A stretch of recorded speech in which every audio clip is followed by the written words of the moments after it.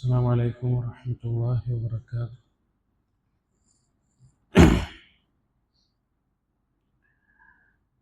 بسم الله الرحمن الرحيم. الحمد لله رب العالمين، الصلاة والسلام على رسول الأمين وعلى آله وأصحابه أجمعين، أما بعد. يا أيها الذين آمنوا اتقوا الله حق تقاته ولا تموتن إلا وأنتم مسلمون. رب اشرح لي صدري ويسر لي أمري واحلل عقدة من لساني يفقهوا قولي. آمين يا رب العالمين. പ്രിയപ്പെട്ട സത്യവിശ്വാസികൾ, അല്ലാഹു സുബ്ഹാനഹു വ തആലയുടെ ഉത്തമമായ നാമങ്ങളും അതുപോലെ തന്നെ അവൻ്റെ വിശേഷണങ്ങളും പഠിക്കാൻ വേണ്ടി ഒരുമിച്ച് കൂടിയിരിക്കുകയാണ് നാം അല്ലാഹുവിൻ്റെ ഭവനത്തിൽ, ഈ മസ്ജിദിൽ. കഴിഞ്ഞ ദിവസങ്ങളിലായി ഇൽമ് നേടുന്നതിൻ്റെ മഹത്വവും അതുപോലെ അല്ലാഹു സുബ്ഹാനഹു വ തആലയുടെ നാമങ്ങളും വിശേഷണങ്ങളും അറിയേണ്ടതിൻ്റെ പ്രാധാന്യവും ഗൗരവവും നമ്മൾ മനസ്സിലാക്കി. അത് നമ്മൾ പറഞ്ഞു, അൽ അസ്മാഉൽ ഹുസ്ന എന്നുള്ളത് തൗഹീദിൻ്റെ ഒരു ഭാഗമാണ്, ഇൽമിയായിട്ട് അറിഞ്ഞിരിക്കേണ്ട ഭാഗമാണ്. അതുപോലെ തന്നെ അത് മുഖേന നാം അല്ലാഹു സുബ്ഹാനഹു വ തആലയെ ഇബാദത്ത് ചെയ്യേണ്ടതുണ്ട്.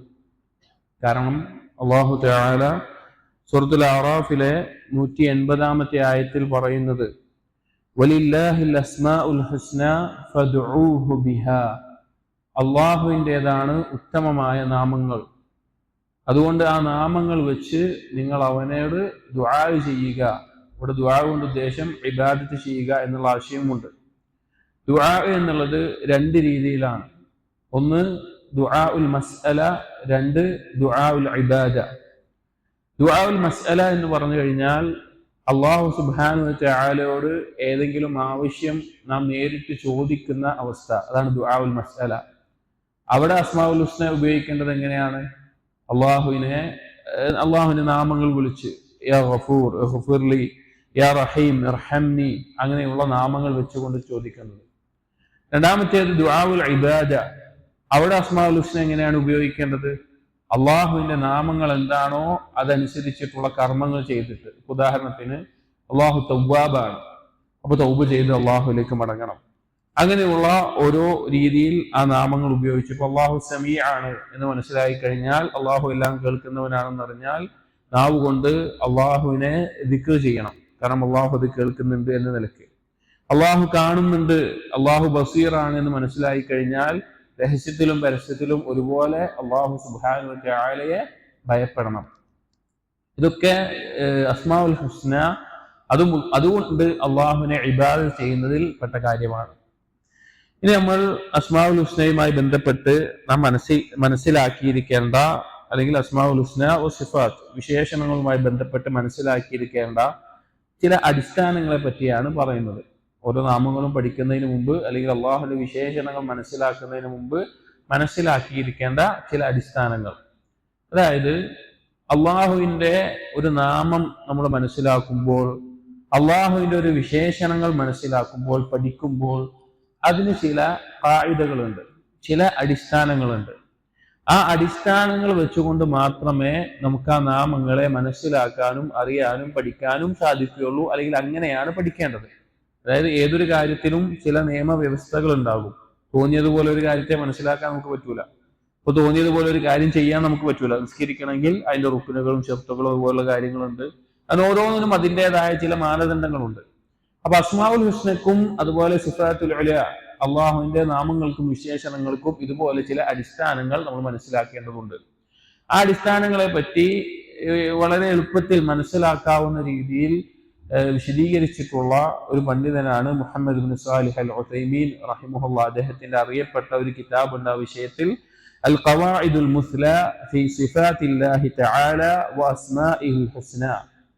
അല്ലാഹു സുബ്ഹാനഹു വ തആലയുടെ നാമഗുണ വിശേഷണങ്ങളുമായി ബന്ധപ്പെട്ടിട്ടുള്ള അടിസ്ഥാനപരമായിട്ടുള്ള ഖാഇദകൾ, അല്ലെങ്കിൽ മനസ്സിലാക്കിയിരിക്കേണ്ട അടിസ്ഥാനങ്ങൾ എന്നുള്ള ആശയത്തിൽ അദ്ദേഹം ഒരു കിതാബ് എഴുതിയിട്ടുണ്ട്. ആ കിതാബിൽ മുഖദ്ദിമ എഴുതിയിട്ടുള്ളത് ഇബ്നു ബാസ് റഹിമഹുള്ളയാണ്. വളരെ തുലാബുൽ ഇൽമിന്റെ ഇടയിൽ, അല്ലെങ്കിൽ അഹ്ലുൽ ഇൽമിന്റെ ഇടയിൽ അറിവ് തേടുന്ന ആളുകൾക്കിടയിൽ അറിയപ്പെട്ട ഒരു കിതാബാണ്.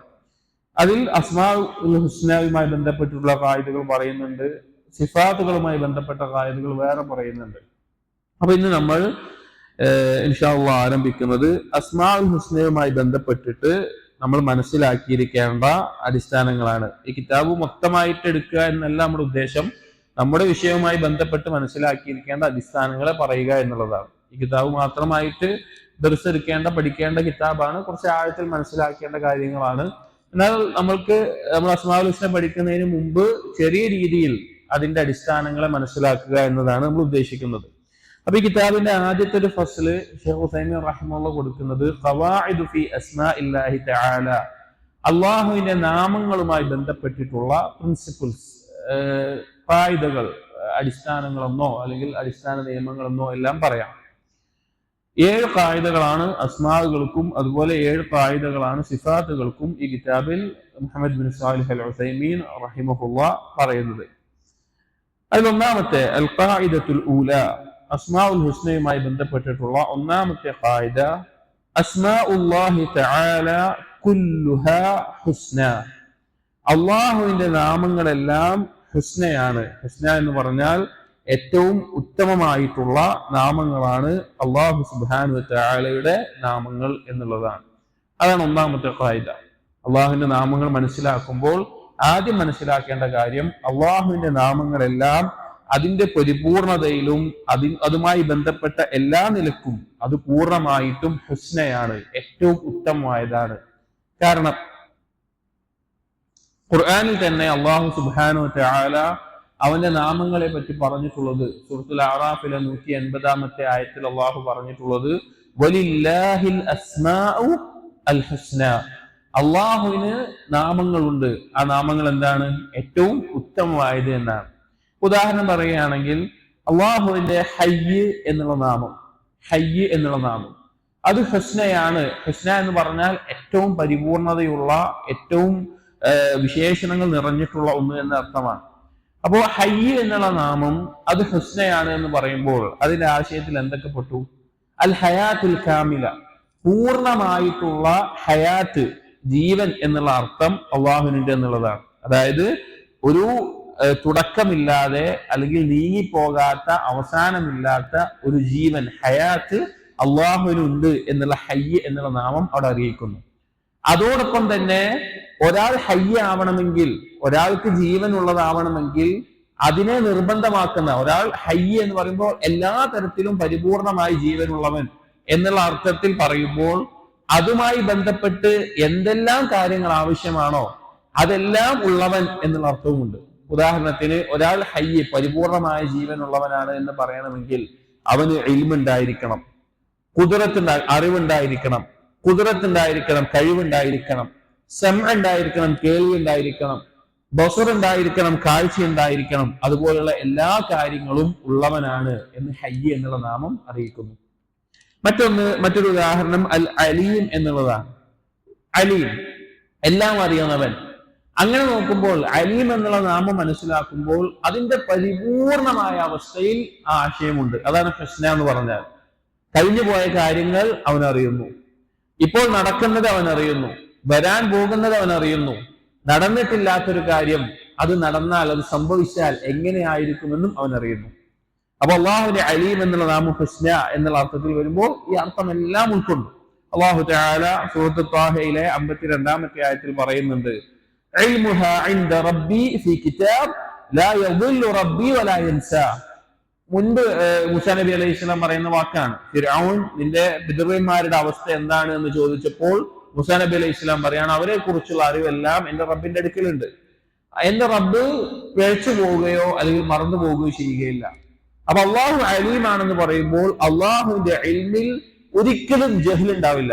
അതായത് മനുഷ്യനെ സംബന്ധിച്ചിടത്തോളം ഒരു കാര്യത്തെ കുറിച്ച് ഇൽമുണ്ട് എന്ന് പറയുമ്പോൾ ആ കാര്യത്തെ കുറിച്ച് അതിന് മുമ്പ് അവൻ എന്തായിരിക്കും? ജാഹിലായിരിക്കും. അപ്പൊ ഇന്ന് നമുക്ക് പുതിയൊരു അറിവ് കിട്ടാൻ വിചാരിക്കുക. ആ അറിവ് നമുക്ക് ഇന്ന് കിട്ടുന്നതിന് മുമ്പ് വരെ നമ്മൾ ആ വിഷയത്തിൽ എന്താണ്? ജാഹിലാണ്. അള്ളാഹുവിന് അങ്ങനെ ഒരു അവസ്ഥയല്ല. അള്ളാഹുവിന് ഇൽമിന് മുമ്പ് ജഹ്ല് എന്നുള്ളൊരു അവസ്ഥയല്ല. ഇനി മനുഷ്യന് ഒരു അറിവ് കിട്ടിക്കഴിഞ്ഞാൽ ആ അറിവ് എന്താകും? മറന്നു പോകാം. പക്ഷെ അള്ളാഹു സുബ്ഹാനഹു വ തആലയെ സംബന്ധിച്ചിടത്തോളം മറവി എന്നൊരു കാര്യമില്ല. അപ്പൊ അലീം എന്നുള്ളൊരു നാമം അള്ളാഹുവിനുണ്ട് എന്ന് പറയുമ്പോൾ അത് ഹുസ്നയാണ് എന്ന് ഉദ്ദേശിക്കുന്നത് അതിന്റെ പരിപൂർണത, അതിലൊരു ന്യൂനതയോ കുറവോ വീഴ്ചയോ നഖ്സോ ഒന്നുമില്ലാതെ ഏറ്റവും പരിപൂർണമായ രീതിയിൽ ആ നാമം ഉണ്ടാകും എന്നാണ് അതുകൊണ്ട് ഉദ്ദേശിക്കുന്നത്. അതുപോലെ അള്ളാഹു സുബ്ഹാനഹു വ തആലയുടെ അർ റഹ്മാൻ എന്നുള്ള നാമം, അർ റഹ്മാൻ എന്ന് പറഞ്ഞു കഴിഞ്ഞാൽ റഹ്മത്തിന്റെ പരിപൂർണത അള്ളാഹുവിനാണുള്ളത്. അതിലൊന്നും കുറയാൻ പോകുന്നില്ല. അപ്പൊ എല്ലാ നാമങ്ങളും ഹുസ്ന എന്ന് പറയുമ്പോൾ അതിന്റെ പരിപൂർണതയെ അറിയിക്കുന്നു. ഇനി അള്ളാഹു സുബ്ഹാനഹു വ തആലയുടെ ഓരോ നാമങ്ങളും ഹുസ്നയാണ് നമ്മൾ പറഞ്ഞു. അതുപോലെ തന്നെ അള്ളാഹുവിന്റെ ചില നാമങ്ങൾ ചേർന്ന് വരുന്ന അവസ്ഥയുണ്ടാകും, രണ്ട് നാമങ്ങൾ ഒരുമിച്ച് വരുന്ന അവസ്ഥയുണ്ടാവും. അപ്പോൾ അത് ഏറ്റവും പരിപൂർണമായ ആശയത്തിലേക്ക് അതെത്തും. ഉദാഹരണത്തിന് ഖുർആനിൽ ധാരാളം സന്ദർഭങ്ങളിൽ ആവർത്തിച്ചു വന്നിട്ടുള്ള അള്ളാഹുവിന്റെ രണ്ട് നാമങ്ങളാണ്, ഒരുമിച്ച് വന്നിട്ടുള്ള രണ്ട് നാമങ്ങളാണ് അൽ അസീസു അൽ ഹക്കീമു എന്നീ രണ്ട് നാമങ്ങൾ. അൽ അസീസു അൽ ഹക്കീമു എന്നീ രണ്ട് നാമങ്ങൾ. അസീസ് എന്ന് പറഞ്ഞാൽ ഇസ്സത്തുള്ളവൻ, പ്രതാപി എന്നുള്ള അർത്ഥം, ഖുദ്റത്തിന്റെ അങ്ങേയറ്റം.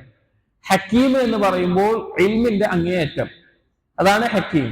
അപ്പോ അസീസ് എന്ന് ഒറ്റയ്ക്ക് പറയുമ്പോഴും അത് ഹുസ്നയാണ്, ഹക്കീം എന്ന് ഒറ്റയ്ക്ക് പറയുമ്പോഴും ഹുസ്നയാണ്. അസീസും ഹക്കീമും ഒരുമിച്ച് പറയുമ്പോൾ തന്റെ കഴിവും പ്രതാപവും ഒരിക്കലും തന്റെ ഹിക്മത്ത് വിട്ട് മറ്റൊരാൾക്ക് ദുൽമ ചെയ്യുന്ന അവസ്ഥയിൽ ഇല്ലാത്തവൻ എന്നുള്ള അർത്ഥത്തിലേക്ക് അതിന്റെ ആശയത്തിന്റെ പരിപൂർണത അവിടെ വരും.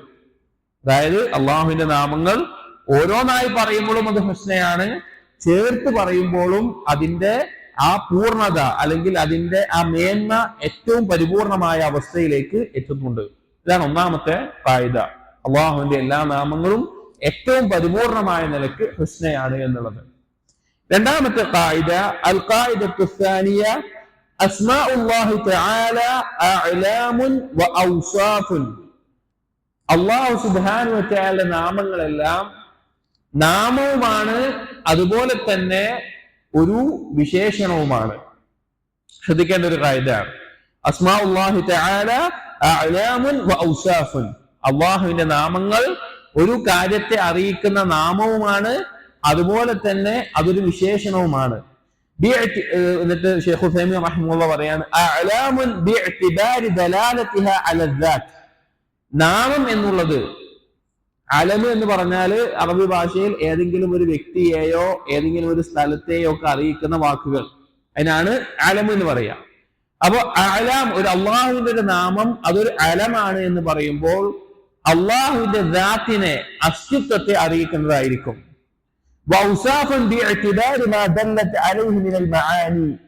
അത് വിശേഷണമാണ് എന്ന് പറയുമ്പോൾ അതിന്റെ ആശയം കൊണ്ട് ആ വിശേഷണത്തെ അറിയിക്കുന്നതുമായിരിക്കും. ഒന്നുകൂടി എളുപ്പത്തിൽ പറഞ്ഞു കഴിഞ്ഞാല് അള്ളാഹുവിന്റെ ഓരോ നാമങ്ങളും അള്ളാഹുവിന്റെ ഒരു പേരിനെ അറിയിക്കുന്നതിനോടൊപ്പം തന്നെ അള്ളാഹുവിന്റെ ഒരു വിശേഷണത്തെയും അറിയിക്കുന്നുണ്ട്. ഒരു പേര്, ഒന്നുമില്ലാത്തൊരു പേര് മാത്രമല്ല അള്ളാഹുവിന്റെ ഒരു നാമം പറഞ്ഞു കഴിഞ്ഞാല്. ഇപ്പൊ നമുക്കിപ്പോ ചില പേര് പറഞ്ഞു കഴിഞ്ഞാൽ പ്രത്യേകിച്ച് അതിന് അർത്ഥം ഉണ്ടായിക്കോളൊന്നുമില്ല. ഒരാളുടെ പേര് ബിലാൽ എന്ന് പറഞ്ഞു കഴിഞ്ഞാൽ ബിലാൽ എന്നുള്ളതിന് പ്രത്യേകിച്ച് എന്തുണ്ടാവില്ല, പ്രത്യേകിച്ച് അർത്ഥം ഒന്നും പറയാനില്ല നമുക്ക്. ബിലാൽ എന്നുള്ള വാക്കിന് പ്രത്യേകിച്ച് അർത്ഥം. ഇപ്പൊ ഒരാൾക്ക് ഉസ്മാൻ എന്ന് പേരുണ്ട്, പ്രത്യേകിച്ച് അതിന് അർത്ഥമൊന്നും പറയാനുണ്ടാവില്ല. അതേ സമയത്ത് ഒരാൾക്ക് നമ്മള് റഹീം എന്ന് പേരാണെങ്കിൽ കാരുണ്യം കാണിക്കുന്നവൻ എന്നുള്ള അതിന്റെ അർത്ഥമാണ്, മനുഷ്യന്മാരുടെ ഇടയിലുള്ള കാര്യം പറയാം. അല്ലെങ്കിൽ ഒരാൾ ജവാദ് എന്ന് പേരാണെങ്കിൽ അവൻ ധാരാളം ഔദാര്യം കാണിക്കുന്നവൻ എന്നുള്ളൊരു പേര് വിശേഷണം അതിലുണ്ട്. അപ്പൊ ഈ രണ്ടു തരത്തിലുണ്ടാവും. പക്ഷെ അള്ളാഹുവിന്റെ ഈ നാമങ്ങൾ എന്ന് പറഞ്ഞാൽ കേവലം പേര് മാത്രമല്ല. അള്ളാഹുവിന്റെ നാമമാകണമെങ്കിൽ അത് പേരുമായിരിക്കണം, അതെന്തുമായിരിക്കണം, വിശേഷണവും ആയിരിക്കണം, സിഫത്തും അതിലുണ്ടായിരിക്കണം. അത് പ്രധാനപ്പെട്ട ഒരു കാര്യം. ഇതെങ്ങനെ നമുക്ക് മനസ്സിലാക്കാൻ പറ്റുക? ഉദാഹരണം പറഞ്ഞു കഴിഞ്ഞാല് ഖുർആനിൽ തന്നെ അള്ളാഹു തആല ഈ കാര്യത്തെ എടുത്തു പറയുന്നുണ്ട്. ഇപ്പൊ സൂറത്ത് യൂനുസിലെ 107-ാമത്തെ ആയത്തിൽ അള്ളാഹു പറയുന്നുണ്ട് വഹുവൽ ഗഫൂറു അർറഹീമു. അള്ളാഹു ഗഫൂറുമാണ് റഹീമുമാണ്, പാപം പൊറുക്കുന്നവനാണ്, കാരുണ്യം ചൊരിയുന്നവനാണ്. മറ്റൊരായത്തിൽ ഈ രണ്ട് നാമങ്ങൾ പറയുന്നിടത്ത് വേറൊരു തരത്തിൽ അള്ളാഹു പറഞ്ഞിട്ടുണ്ട്. സൂറത്തുൽ ഖഹ്ഫിലെ 58-ാമത്തെ ആയത്തിൽ അതിൽ അള്ളാഹു പറയുന്നത് വറബ്ബുകൽ ഗഫൂറു ദുർറഹ്മതി. ദുർറഹ്മതി അതായത് നിന്റെ റബ്ബ് ഗഫൂറാണ്, ദുർറഹ്മതി റഹ്മത്തുള്ളവനായ ഗഫൂറാണ്. റഹീം എന്നുള്ള പേരിന്റെ സ്ഥാനത്ത് ഇവിടെ ദുർറഹ്മ, റഹ്മത്ത് എന്നുള്ള സിഫത്ത് ഉള്ളവനാണ് നിന്റെ റബ്ബ് എന്ന് പറഞ്ഞിട്ടുണ്ട്. അപ്പൊ റഹീം എന്നുള്ള നാമം പറയുമ്പോൾ തന്നെ അതിന്റെ അകത്ത് റഹ്മത്ത് എന്നുള്ള വിശേഷണത്തെയും അറിയിക്കുന്നുണ്ട്. അപ്പോ ചുരുക്കത്തിൽ മനസ്സിലാക്കേണ്ടത് അള്ളാഹുവിന്റെ നാമങ്ങളെല്ലാം കേവലം പേരുകളല്ല, അതിന് വിശേഷണങ്ങളും ഉണ്ടായിരിക്കണം എന്നുള്ളതാണ്. അത് മനസ്സിലാക്കുക. അതുമായി ബന്ധപ്പെട്ട് ഒരുപാട് ദീനിയായ മനസ്സിലാക്കേണ്ട ഉസൂലിയായിട്ടുള്ള ചില മസലകളുണ്ട്. അത് നമ്മൾ പറഞ്ഞ് മനസ്സിലാക്കാനും ബുദ്ധിമുട്ടായിരിക്കും. പക്ഷെ നമ്മളത് എളുപ്പത്തിൽ ഇതിന്റെ അടിസ്ഥാനം മനസ്സിലാക്കുക എന്ന നിലക്ക് പറഞ്ഞു പോവുകയാണ്. ഇതിൽ എന്തുകൊണ്ടാണ് ഈ കാര്യം പറയേണ്ടി വരുന്നത്? ഉദാഹരണത്തിന് ഒരു ഹദീസ് ഉണ്ട്. ആ ഹദീസിൽ പറയുന്ന ലഫ്ള് പറയാ, ഖാല അല്ലാഹു അസ്സ വജൽ, അല്ലാഹു സുബ്ഹാനഹു വതആല പറഞ്ഞതായി നബി സല്ലല്ലാഹു അലൈഹി വസല്ലം അറിയിക്കുന്ന ഖുദ്സിയായിട്ടുള്ള ഒരു ഹദീസാണ്. സഹീഹ് ബുഖാരിയിലുള്ള ഹദീസാണ്. അത് അല്ലാഹു പറയാണ്, യുഅ്ദീനി ബിനു ആദം, മനുഷ്യൻ ആദം സന്തതി എന്നെ ആക്ഷേപിക്കുന്നു. യസുബ്ബു ദഹ്റ, അവൻ കാലത്തെ, ദഹ്ർ എന്ന് പറഞ്ഞാൽ കാലം, സമയം എന്നെല്ലാം അർത്ഥം, അതിനെ അവൻ ചീത്ത വിളിക്കുന്നു. അവൻ കാലം നശിച്ച ദിവസം അല്ലെങ്കിൽ എന്തൊരു അങ്ങനത്തെ നിലയ്ക്ക് കാലത്തെ ചീത്ത വിളിക്കുന്നു. അല്ലാഹു പറയാണ്, വ അന ദഹ്റു, ഞാൻ കാലമാണ്, ഞാൻ കാലമാണ്. ബിയദി അൽ അംറു ഉഖല്ലിബുൽ ലൈല വന്നഹാർ, എന്റെ കയ്യിലാണ് കാര്യങ്ങളുടെ നിയന്ത്രണം, ഞാനാണ് രാവിലെയും പകലിനെയും മാറ്റിമറിക്കുന്നത് എന്ന് ആര് പറയാണ്? അല്ലാഹു തആല പറയാണ്. ഇവിടെ അനദ്ദഹ്റു, ഞാൻ കാലമാണ് എന്ന് പറഞ്ഞാൽ ഈ ദഹ്ർ എന്നുള്ള പദം അള്ളാഹുവിന്റെ നാമമായി കൂട്ടാൻ പറ്റുമോ ഇല്ലയോ? പറ്റില്ല. കാരണം എന്താണ്?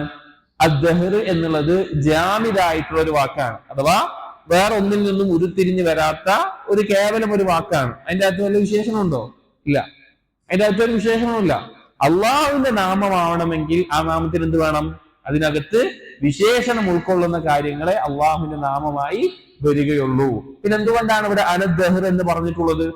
അനദ്ദഹ്ർ എന്ന് പറഞ്ഞതിന്റെ തഫ്സീർ അതിനെ തുടർന്നു കൊണ്ട് തന്നെ അല്ലാഹു തആല പറയുന്നുണ്ട്, ബിയദിൽ അംറു വഖല്ലിബുൽ ലൈല വന്നഹാർ, ഞാനാണ് ആ കാലത്തെ നിയന്ത്രിക്കുന്നത്, രാവും പകലും മാറ്റിമറിക്കുന്നത് എന്ന അർത്ഥം അറിയിക്കാൻ അവിടെ അനദ്ദഹ്ർ എന്നുള്ള പദം ഉപയോഗിച്ചിട്ടുള്ളത്.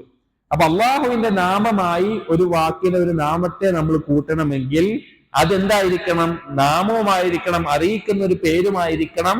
അതിന്റെ ആശയത്തിൽ അള്ളാഹുവിന്റെ ഒരു വിശേഷണത്തെയും അറിയിച്ചിരിക്കണം. ഗഫൂർ, അള്ളാഹുവിന്റെ മഗ്ഫിറത്തുണ്ട്. റഹീം, അള്ളാഹുവിന്റെ റഹ്മത്തുണ്ട്. അലീം, അള്ളാഹുവിന്റെ ഇൽമുണ്ട്. അല്ലെങ്കിൽ ബസീർ, അള്ളാഹുവിന്റെ ബസറുണ്ട്. ഇതൊക്കെ എന്താണ്? വിശേഷണമാണ്. അപ്പൊ അസ്മാഉൽ ഹുസ്ന എന്ന് പറഞ്ഞാൽ കേവലം നാമങ്ങൾ മാത്രമല്ല, അല്ലെങ്കിൽ എന്തെങ്കിലും പേരുകൾ മാത്രമല്ല, ആ നാമങ്ങൾക്കകത്ത് വിശേഷണങ്ങളും ഉൾക്കൊള്ളുന്നുണ്ട്. മൂന്നാമത്തെ ഖായിദ, അൽ ഖായിദത്തു സാലിസത്തു, അസ്മാഉല്ലാഹി തആല ഇൻ ദല്ലത് അലാ വസ്ഫിൻ മുതഅദ്ദിൻ തദമ്മനത് സലാസത ഉമൂരിൻ, അള്ളാഹുവിന്റെ നാമങ്ങൾ അള്ളാഹുവിനെ മാത്രമല്ലാതെ മറ്റുള്ളവർക്കുമുള്ള എന്തെങ്കിലും വിശേഷണത്തെ അറിയിക്കുന്നുണ്ട് എങ്കിൽ, അള്ളാഹുവിന്റെ ഏതെങ്കിലും നാമങ്ങൾ അള്ളാഹുവിന് മാത്രമുള്ളതല്ല, മറ്റുള്ള സൃഷ്ടികൾക്കുമുള്ള എന്തെങ്കിലും വിശേഷണത്തെ അറിയിക്കുന്നുണ്ടെങ്കിൽ 3 കാര്യങ്ങൾ അതിനുണ്ടായിരിക്കണം. 3 കാര്യങ്ങൾ അതുമായി ബന്ധപ്പെട്ടുണ്ടായിരിക്കണം. അഹദുഹ, ഒന്നാമത്തേത് സുബൂതു ദാലിക ലിസ്മി ലില്ലാഹി അസ്സ വജൽ, ആ നാമം അള്ളാഹുവിനുണ്ട് എന്ന് സ്ഥിരപ്പെടുത്തണം. അസ്സാനി, രണ്ടാമത്തേത് സുബൂതു സിഫത്തി അല്ലതി തവമ്മനഹാ ലില്ലാഹി അസ്സ വജൽ, ആ നാമത്തിൽ ഉൾക്കൊണ്ടിട്ടുള്ള വിശേഷണം അള്ളാഹുവിനുണ്ട് എന്ന് സ്ഥിരപ്പെടുത്തണം. 3 സുബൂതു ഹുക്മിഹാ വ മുഖ്തവാഹാ, അതുകൊണ്ട് ഉദ്ദേശിക്കുന്ന വിധിയെയും അതിന്റെ ഉദ്ദേശത്തെയും അവിടെ സ്ഥിരപ്പെടുത്തണം. ഉദ്ദേശിച്ചത് ഇപ്പൊ അള്ളാഹുവിന്റെ ചില നാമങ്ങളിൽ ഉൾക്കൊള്ളുന്ന വിശേഷണങ്ങൾ അത് അള്ളാഹുവിനും ഉണ്ടാകും, എന്നാൽ അതിന്റെ വേറൊരു തരത്തിൽ സൃഷ്ടികൾക്കുണ്ടാവും. ഉദാഹരണം പറഞ്ഞു കഴിഞ്ഞാൽ അസ്സമീഅ്, അള്ളാഹുവിന്റെ നാമാണല്ലോ. സമഅ്, കേൾവി അള്ളാഹുവിന്റെ വിശേഷണമാണല്ലോ. പക്ഷേ നമ്മളൊക്കെ സമീഅല്ലേ? നമുക്കൊക്കെ കേൾക്കുന്നവരല്ലേ? നമ്മളൊക്കെ കേൾക്കുന്നവരാണ്, ആ വിശേഷണം നമുക്കുള്ളവരാണ്. ബസീർ, കാണുന്നവനാണ്, അള്ളാഹുവിന്റെ നാമമാണ്, അള്ളാഹുവിന്റെ വിശേഷണമാണ്. പക്ഷെ മനുഷ്യരെന്താണ്? കാണുന്നവരാണ്. അലീം, അറിവുള്ളവനാണ്, അള്ളാഹു അറിവുള്ളവനാണ്, എന്നാൽ അറിവ് ആർക്കുണ്ട്? മനുഷ്യർക്കുണ്ട്. അപ്പോ ചില വിശേഷണങ്ങൾ അള്ളാഹു സുബ്ഹാനഹു വ തആലക്കുള്ള വിശേഷണങ്ങൾ സൃഷ്ടികൾക്ക് അവരുടേതായ യോജിച്ച രീതിയിൽ ആ വിശേഷങ്ങൾ ഉണ്ടാവും. അങ്ങനെ വരുന്ന നാമങ്ങൾ വിശേഷണങ്ങൾ ഉൾക്കൊണ്ടിട്ടുള്ള നാമങ്ങളെ വരികയാണെങ്കിൽ മൂന്ന് കാര്യങ്ങൾ അതിന് നിർബന്ധമാക്കണം. ഒന്ന്, അള്ളാഹുവിന് ആ നാമമുണ്ട് എന്ന് സ്ഥിരപ്പെടുത്തണം. ഇപ്പൊ സമീഅ എന്ന് പറയുകയാണെങ്കിൽ അള്ളാഹു അസ്സമീ ആണ് എന്നുള്ള നാമം അള്ളാഹുവിന് സ്ഥിരപ്പെടുത്തണം. ഇത് പ്രത്യേകം പറയാനുള്ള കാരണം എന്താ വെച്ച് കഴിഞ്ഞാല്, ഇതുപോലെയുള്ള ചില കാര്യങ്ങൾ സൃഷ്ടികൾക്കുണ്ട്, അപ്പൊ അള്ളാഹുവിനുണ്ട്. അപ്പൊ സൃഷ്ടികൾക്കുള്ളത് അള്ളാഹുവിന് പറയാൻ പറ്റില്ല എന്ന് പറഞ്ഞ് നിഷേധിക്കുന്ന ആളുകളുണ്ട്. ആ നാമം അള്ളാഹുവിന് പറ്റൂല എന്ന് പറഞ്ഞിട്ട്. പക്ഷെ അത് എങ്ങനെയായിരിക്കണം ഉൾക്കൊള്ളേണ്ടത് എന്നാണ് പറയുന്നത്. ആ നാമം അള്ളാഹുവിന് സ്ഥിരപ്പെടുത്തണം. ആ വിശേഷണം ഏത് തരത്തിലാണോ അള്ളാഹുവിനുള്ളത് ആ വിശേഷണത്തെ സ്ഥിരപ്പെടുത്തണം. അതുപോലെ ആ നാമത്തിൽ ഉൾക്കൊള്ളുന്ന വിശേഷണത്തിന്റെ ഹുക്മിനെ, എന്താണോ അതിൽ ഉദ്ദേശിച്ചിട്ടുള്ള വിധിയെ, അതിനെയും സ്ഥിരപ്പെടുത്തണം. ഇപ്പൊ സമീഅ എന്ന് പറഞ്ഞു കഴിഞ്ഞാൽ അതിനകത്തുള്ള വിധി എന്ന് പറഞ്ഞാൽ എന്താ? രഹസ്യവും പരസ്യവും ഒരുപോലെ കേൾക്കുന്നവനാണ് ആര്? അള്ളാഹു സുബ്ഹാനഹു വ തആല. അപ്പൊ അങ്ങനെ കേൾക്കുന്നവനാണ് എന്നുള്ള ആ വിശേഷണം അള്ളാഹുവിന് സ്ഥിരപ്പെടുത്തണം. ഈ മൂന്നെണ്ണം ഉണ്ടെങ്കിലേ അതവിടെ ശരിയാവുകയുള്ളൂ. ഇത് ദീനിയായ പല മസ്അലകളിലും ഒരുപാട് പണ്ഡിതന്മാർ എടുത്തിട്ടുള്ള ഒരു കാര്യമാണ്. അതിനൊരു ഉദാഹരണം പറഞ്ഞുതരാം. ഇപ്പോ ഖുത്താഉ ത്വരീഖ്, അതായത് വഴികൊള്ളക്കാർ, വഴിയാത്രക്കാരായ ആളുകളെ കൊള്ളയടിക്കുന്ന ആളുകൾ, പ്രത്യേകിച്ച് അന്ന് കാലത്ത് രാത്രിയിലും മറ്റോ യാത്ര ചെയ്യുന്ന, ഒട്ടകപ്പുറത്തോ നടന്നോ ഒക്കെ യാത്ര ചെയ്യുമ്പോൾ അവരെ കൊള്ളയടിക്കാനായിട്ട് ആയുധങ്ങളും മറ്റുമായിട്ടുള്ള ആളുകൾ ഉണ്ടാവും. അങ്ങനെയുള്ള ആളുകളുടെ മേലെ ശിക്ഷ നടപ്പിലാക്കുന്ന വിഷയത്തിൽ അവരെ പിടികൂടുന്നതിന് മുമ്പ് അവർ തൗബ ചെയ്ത് മടങ്ങുകയാണ് എങ്കിൽ അവരുടെ മേലെ പിന്നെ എന്ത് ചെയ്യാൻ പറ്റൂല? ശിക്ഷ നടപ്പിലാക്കാൻ പാടില്ല. അത് അവരുടെ മേലെ ശിക്ഷ ഒഴിവായി പോകുന്നതാണ്. വഴികൊള്ളക്കാരെ അവരെ പിടികൂടുന്നതിന് മുമ്പ് അവർ തൗബ ചെയ്ത് മടങ്ങുകയാണ് എങ്കിൽ അവരുടെ മേലെ പിന്നെ ഹദ്ദ് നടപ്പിലാക്കാൻ പറ്റില്ല, അത് ഒഴിഞ്ഞു പോകുന്നതാണ് പണ്ഡിതന്മാർ പറഞ്ഞിട്ടുള്ളത്. അത് ഈ ഒരു ഖായിദയുടെ അടിസ്ഥാനത്തിൽ തെളിവുപിടിച്ചിട്ടുള്ളത്. എന്താന്ന് വെച്ച് കഴിഞ്ഞാല് സൂറത്തുൽ മാഇദയിലെ 34-ാമത്തെ ആയത്തിലാണ് ഈ വിഷയം അല്ലാഹു സുബ്ഹാനഹു വ തആല പറയുന്നത്. സൂറത്തുൽ മാഇദയിലെ 34-ാമത്തെ ആയത്തിൽ അതിൽ അല്ലാഹു പറയുന്നത്, ഇല്ലല്ലദീന താബൂ മിൻ ഖബ്ലി അൻ തഖ്ദിറു അലൈഹിം, അവരുടെ മേലെ നിങ്ങൾക്ക് അവരെ പിടികൂടാൻ സാധിക്കുന്നതിന് മുമ്പ് അവർ തൗബ ചെയ്ത് മടങ്ങുകയാണെങ്കിൽ അങ്ങനെയുള്ള ആളുകളെ ഫഅലമു, നിങ്ങൾ മനസ്സിലാക്കണം, അന്നല്ലാഹ ഗഫൂറുർ റഹീം, അല്ലാഹു എന്താണ്? ഗഫൂറുമാണ് റഹീമുമാണ് എന്ന് പറഞ്ഞിട്ടുണ്ട്. ഇവിടെ ഗഫൂർ റഹീം എന്നുള്ള നാമത്തിന്റെ ഒരു ഹുക്മുണ്ട്. അല്ലാഹു ഗഫൂറാണ് എന്ന് പറഞ്ഞാൽ എന്താ ഇതിന്റെ അർത്ഥം? അല്ലാഹു സുബ്ഹാനഹു വ തആല പാപങ്ങൾ പുറത്തു കൊടുക്കുന്നവനാണ്. റഹീം എന്ന് പറഞ്ഞാൽ എന്താ? കാരുണ്യം ചൊരിയുന്നവനാണ്.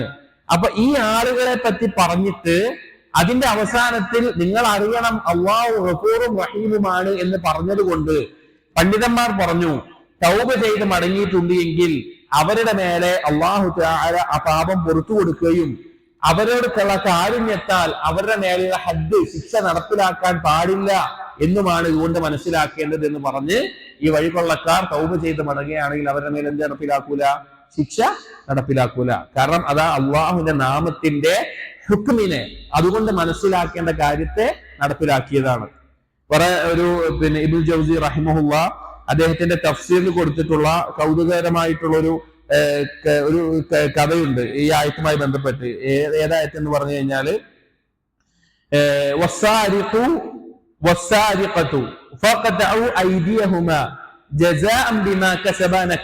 അഥവാ കട്ടെടുത്തവന്റെ മേലെ എന്ത് ചെയ്യണം? കട്ടെടുത്ത ആണാവട്ടെ പെണ്ണാവട്ടെ കൈ വെട്ടിക്കളയണം എന്നുള്ള ആയത്തുണ്ടല്ലോ, ശിക്ഷ അറിയിക്കുന്ന ആയത്ത്. ഈ ആയത്ത് ഒരിക്കൽ ഒരാൾ പാരായണം ചെയ്യാണ്. അപ്പൊ ഈ ആയത്ത് ഒരു അറാബി കേൾക്കുന്നുണ്ട്.